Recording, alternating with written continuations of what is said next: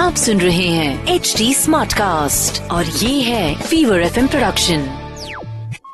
चलिए एक कहावत सुनाते हैं आज आपको कि 9 दिन चले 2.5 कोस।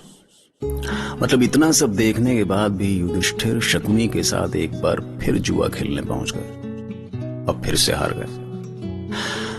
असल में युधिष्ठिर को लगा कि अगर राजा जुए का न्योता ठुकराएगा तो सब उसे कायर कहेंगे, या कहीं दुर्योधन का न्योता ठुकराकर वो उसे युद्ध छेड़ने का मौका तो नहीं दे रहा है। शकुनी ने युधिष्ठिर के इसी डर का फायदा उठाया। ये सब मैंने देखा।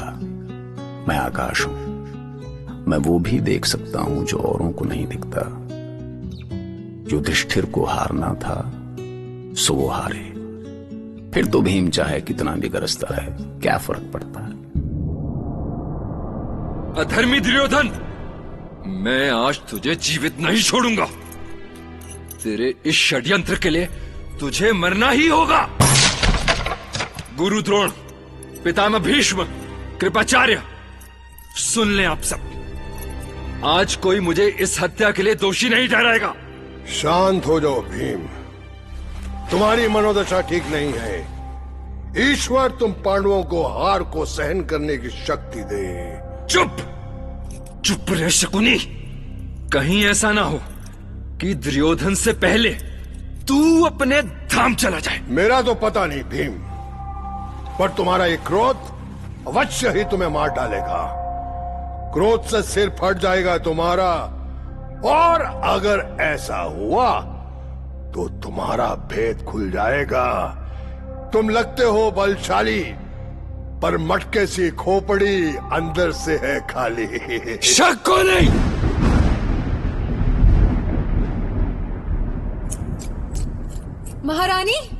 महारानी अनर्थ हो गया। महारानी, पांडव फिर से हार गए। हाँ, और भीम बहुत क्रोधित है। लगता है सभा में कोई अनहोनी होने वाली है। अच्छा, तो उनमें अब भी कुछ आत्मसम्मान बाकी है। उनके क्रोध के ये बादल केवल गरजते हैं। एक बार फिर धर्मराज उन्हें शांति और धर्म का पाठ पढ़ाएंगे और फिर सब कुछ शांत हो जाएगा। और हम उनके धर्म के नाम पर दर दर की ठोकरें खाएंगे।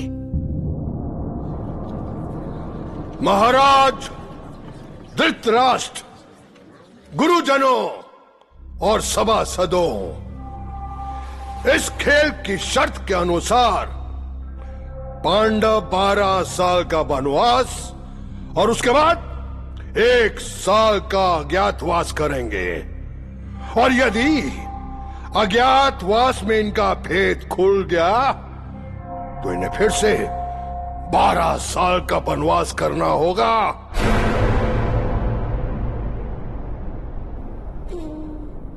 वाह कृष्ण वाह!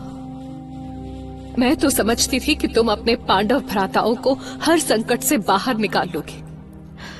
जैसे मेरी लाज बचाने को तुम वस्त्र के रूप में अवतरित हुए थे, उसी तरह इस बार भी द्यूत की बाजी पलटने के लिए किसी न किसी रूप में अवश्य आओगे।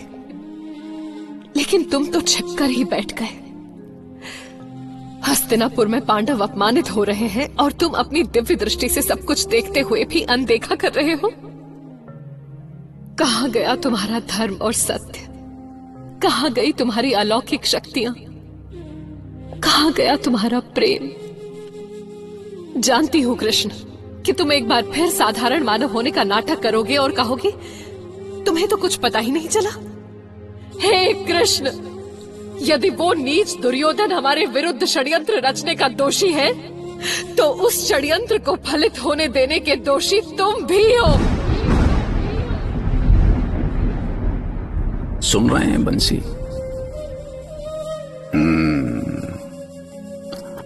सबके मन में ये तरह तरह से बजती है। भीष्म के मन में अलग तरह से। मालूम है भीष्म का सबसे बड़ा दर्द क्या था? ये कि सारा अधर्म उनकी आंखों के सामने हुआ। तो उनका घर लूटा था, तो उनको दुख तो होना ही था ना भैया। आज पहली बार, पूरे जीवन में पहली बार, मैं शांतनु पुत्र स्वयं को असहाय पा रहा हूं। मेरी अंतरात्मा मुझे बार बार धिक्कार रही है कि तुमने दुर्योधन को रोका क्यों नहीं, कौरवों को अनुशासन में क्यों नहीं बांधा, शकुनी को बार बार मनमानी करने की छूट क्यों दी। मैं निरुत्तर हूं, कोई उत्तर नहीं है मेरे पास। जिस कुरुवंश को बचाने के लिए मैंने अपने सुखों का त्याग कर अपने पिता शांतनु का विवाह एक मछुआरे की पुत्री से करवाया, आज वही कुरुवंश बिखर गया। पिताश्री मुझे बताएं, मुझसे कहां चूक हो गई? मैंने जो कुछ किया अपने कुल के लिए ही तो किया था ना।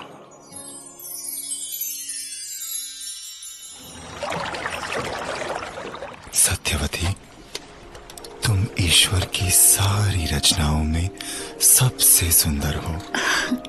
संसार में तुम जैसी कोई स्त्री नहीं है। तुम्हारा प्रेम पाने के लिए मैं तुम पर अपना सब कुछ न्यौछावर कर दूंगा। नहीं महाराज नहीं, आपकी शक्ति के सामने संपूर्ण आर्यवर्त अपना सर झुकाता है।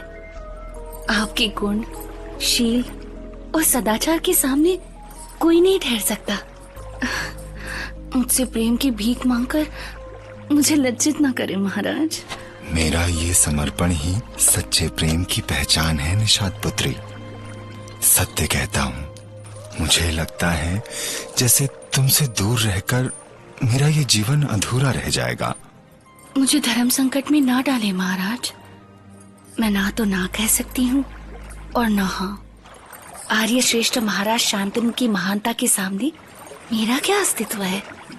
मैं ना कहने का दुस्साहस तो कर ही नहीं सकती।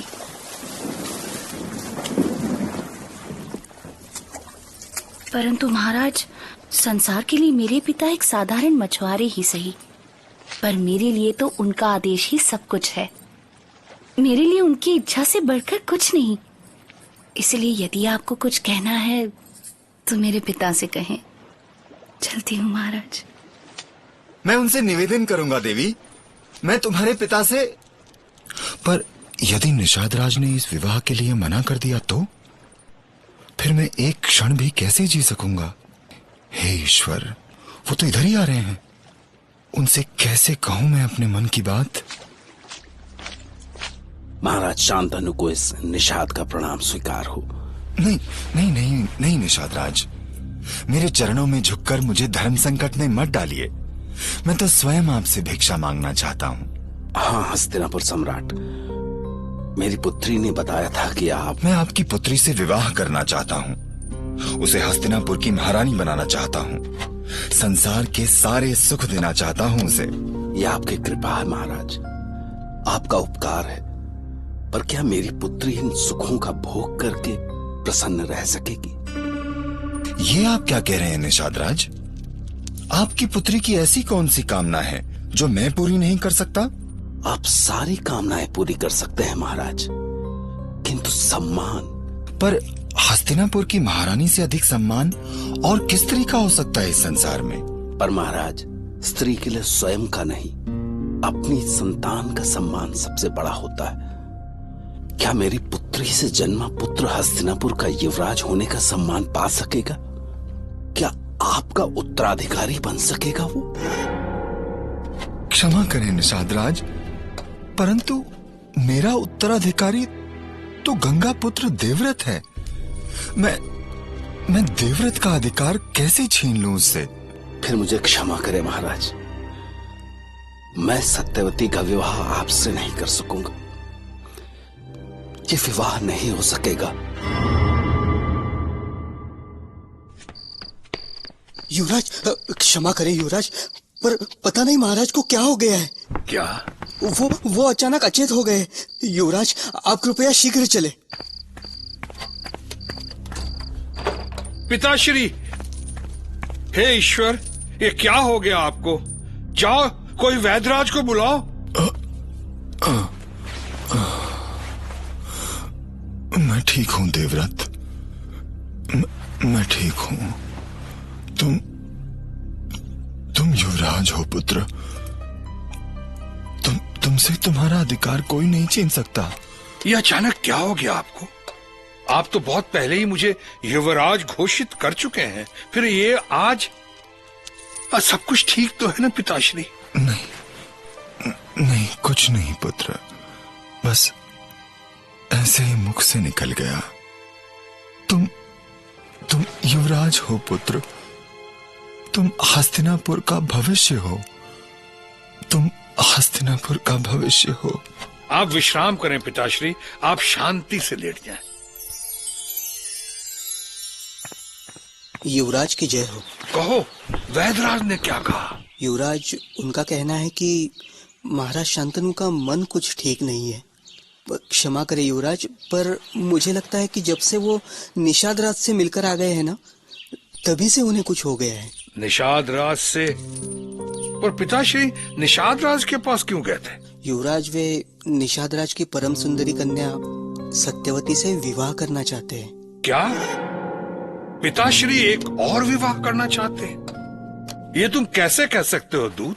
मैं स्वयं निषाद राज से मिलकर आ रहा हूँ, पर उन्होंने इस विवाह के लिए ऐसी शर्तें रख दी है जिनके सामने कुछ कीजिए युवराज। अब तो अन्न जल भी छोड़ दिया है महाराज ने, कुछ कीजिए। हे ईश्वर, ये क्या हो गया? पिताश्री की ये दशा जानकर माता गंगा पे क्या बीतेगी?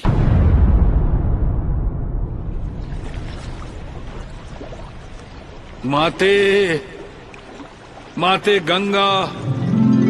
पुत्र देवव्रत, कैसे हो पुत्र?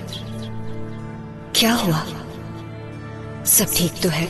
नहीं माते, बड़े धर्म संकट में हूँ। कैसा धर्म संकट पुत्र? पिताश्री विवाह करना चाहते हैं, क्या ये उचित है? क्या ये जानकर आपको दुख नहीं होगा? पर तुम इतने चिंतित क्यों हो?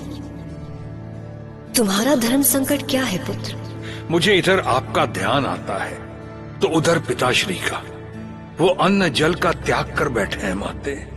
तुम्हारे पिता महाराज शांतनु से मेरे विवाह का एक ही उद्देश्य था पुत्र, तुम्हारा जन्म। इसीलिए तुम्हारे जन्म लेते ही मैं वापस अपने धाम आ गई। पर उन्हें ऐसे अकेला देखकर मुझे भी दुख होता है। अब तुम्हारे पिता स्वतंत्र हैं पुत्र। उनके इस विवाह से मुझे प्रसन्नता ही होगी। आपने मेरा संकट हर लिया माते। अब पिताश्री की प्रसन्नता के लिए आपके पुत्र को जो भी करना चाहिए वो मैं करूंगा। आयुष्मान भव पुत्र, आयुष्मान भव। देवव्रत, आप धर्मात्मा हैं, ज्ञानी हैं, शक्ति संपन्न हैं, पर मैं एक साधारण व्यक्ति हूं। मेरे मन में कुछ शंकाएं हैं, और जब तक उन शंकाओं का समाधान नहीं हो जाता मैं अपनी पुत्री का हाथ महाराज शांतनु को नहीं दे सकता। मैं शांतनु पुत्र देवव्रत आपकी हर शंका का समाधान करूंगा। नहीं संकोच कहे निषाद राज। मैं जानता हूं देवव्रत कि यह असंभव है, पर मेरी इच्छा है कि आपके प्रतापी पिता के बाद सत्यवती से जन्मा पुत्र राज सिंहासन पर बैठे। नहीं निषाद राज, यह असंभव नहीं है। देवव्रत के लिए कुछ भी असंभव नहीं है। मैं आज और अभी हस्तिनापुर के युवराज पद का त्याग करता हूं। आप महान हैं, मैं आपके वचन का सम्मान करता हूं देवव्रत, पर भविष्य में क्या होगा कौन जाने।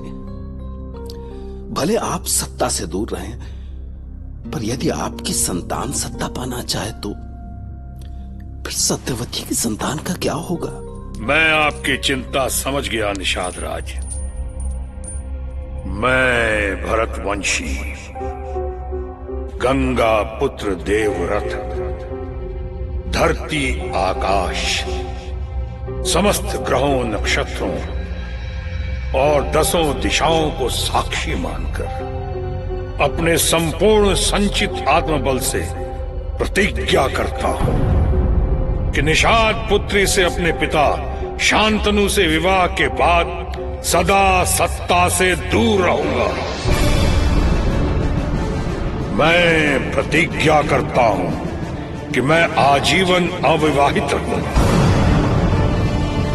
मैं देवव्रत प्रतिज्ञा करता हूं कि चाहे धरती आकाश और सारे नक्षत्र अपने स्थान बदलने, मेरी ये भीष्म प्रतिज्ञा नहीं टलेगी।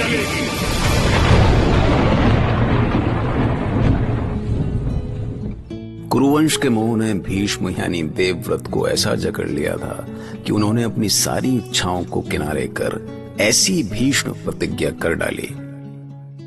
क्या है कि कभी कभी त्याग भी मोह का ही दूसरा चेहरा होता है। बात थोड़ी मुश्किल लग रही होगी, मुझे भी लग रही है, हालांकि मेरे लिए है नहीं, लेकिन शायद होगी। ये दुनिया इतनी आसान भी कहाँ है गुरु? महाभारत।